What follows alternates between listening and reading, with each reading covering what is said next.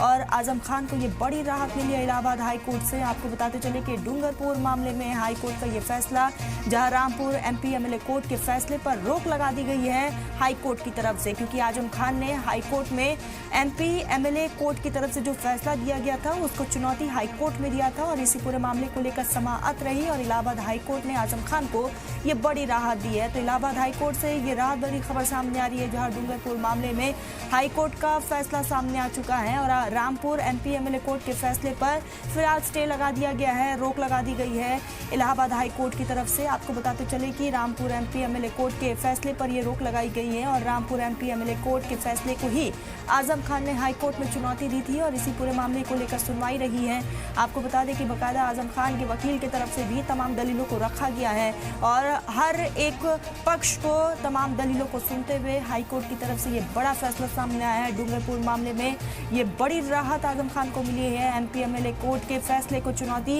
Allahabad high court में दी गई थी और इलाहाबाद हाई कोर्ट ने आजम खान के पक्ष में ये फैसला सुनाया है और रामपुर एमपी एमएलए कोर्ट के फैसले पर फिलहाल रोक लगा दिया गया है। आपको बता दें कि इसी पूरे मामले को लेकर आज समाअत थी इलाहाबाद हाई कोर्ट में, तो ये बड़ी खबर आ रही है। आजम खान को इलाहाबाद हाई कोर्ट से ये बड़ी राहत मिली है। डूंगरपुर मामले में हाई कोर्ट का फैसला